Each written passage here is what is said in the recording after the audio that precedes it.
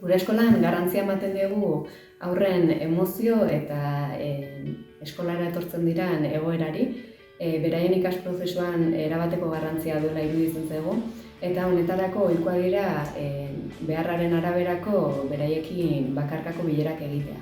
Hasieran ordutegi barruan astero ipintzen dugu orduden bat, eta ordu horretan sistematikoki normalean 3 bat ikasle etaratzen ditugu, eta bertan beraiekin hitz egiten dugu nola dauden eskolan, zer modu daude lagunekin, harremanak, konflikto bat baldin badaukate, eduki aldetik nola sentitzen dira, zer gustatzen zaien egitea, eta horrelako gauza pizkat beraiekin komentatzen dugu. Normalean, 3 hilabete edo tutoretza bat egiten dugu gelako guztiekin. Eta horrela. Nire andereño batzutan bakarkako dut zerretzan esate dozku Paule, momentu bat etorri nigaz. Eta galdetzen dozkuz galderak, esaten dozku zelan gauzen, non horrek txarto tratetan badozku, zenbat lagun dekogu zen, zeintzuk direzen gure lagunak. Ikasturte batzuk, irakasle tutore bakoitzaren ordutegi barruan kontenplatuta daukagula bakarkako tutoretza. Nire gelan banakako tutoretza da etorten jatzuan dereño eta galdetzen dutxuia behar badozunin banakako tutoretza bat, eta badeko zorazo bat edo esaten txezun bai, eta joten zara berakaz momentu bat. Garrantzitsua da tutore gazen ikasle gogoiekin ordu batzuk egotea gelan. Orduan, PTO, normalean ematen dugu gela barruan 6 orduko laguntzak, bai. Guretzako ikasle horien tutoreak izatea, norbanako tutoreak izatea, oso garrantzitsua da. Ikasleak oso ondo ezagutzen ditugu. 6 ordu egoten gara beraiekin, eta arlo desberdinetan ezagutzen ditugu. Zelan moldatzen diren matematika arloan, gizarte arloan, natura arloan. Gure informazioa oso garrantzitsua da, eta harremana oso estuak egiten dira. Beraiekin elkartzen gara eta banan-banan galdera sorta guzti horri erantzuten diogu giro lasai eta gertuko batian.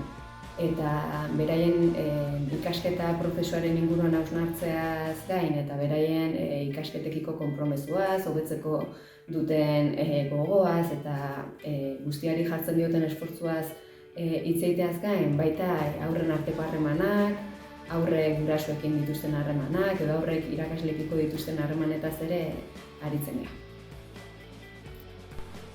Harremana sendotzen du nire andereñoan gan eta laguntza behar badut dakit bera aukera bat dela laguntza eskatzeko.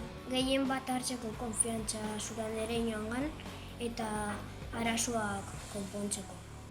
Niretzako bakarkako tutoretza importantea da, ze egun baten eukin eguan arazo bat bi neskagaz, zatoztien mutilena zela eta tonta eta holan, eta nik andereño izan nontzan andereño laguntza behar dut. Banakako tutoretzaren inguruan zer esan, ez? Hainbeste gauza daude esateko, azken finean talde handian tutoretza praktikatzea saratago edo tutoretzari ekitea saratago, garrantzitsuena ikasleekin banaka egiten dugun lan hori da. Alderdi akademikotik heltzen badiogu ere, ikasleen alderdi emozionala heldu behar dugu tutore bezala. Izan ere, hortik bakarrik lortu dezakegu ikasleak benetan laguntzea eta ulertzea ze arazo dauden edo ze ahulgune dauden, batez ere familiaren aldetik, lagunen aldetik, emozionalki, ere garrantzitsua da dauden fasea ulertzea, nera bezaroa izan ere.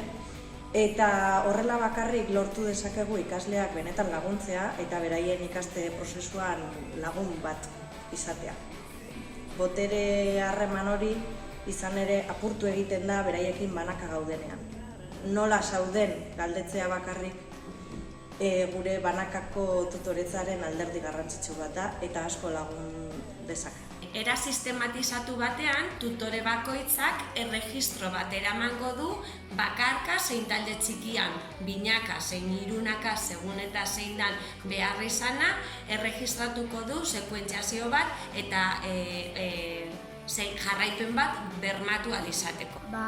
Niri gehien guztuen jatena bakarkako tutoretzatik da, andereñok laguntzen doztenan arazoren bat badekote edo, esate ozta ondo zauz, nahi dozu laguntza zeo zertan, eta nik esan dutzen. Honek eta honek joitozte, eta nahiko nuke laguntzie. Jarraipena oso zuzena da. 8 ikasle horiengan zentratzen zara, jarrera arazo baldin badaude, hartzen duzu ikaslea banaka, jarraipena egiten duzu, norbanako planen jarraipena tutorearen esku dago, familiakin hartu emana, elkarrizketak askotan elkartzen gara eta aukera hori ematen dau banakako tutorea izatea. Irakasle guztiak dian tutoreak, PTak, orientatzaileak, zuzendariak, ikasketa buruak, danok ginen tutoriak. Ordutegi aldetik, ordutegian barruan, danok zeukagun gure orduak gurasoekin bilerak antolatzeko. Niri gehien guztetan jatena da, andereñogaz konfiantza lortzea eta batez bere galderetan ondo kontatzea zer nauen.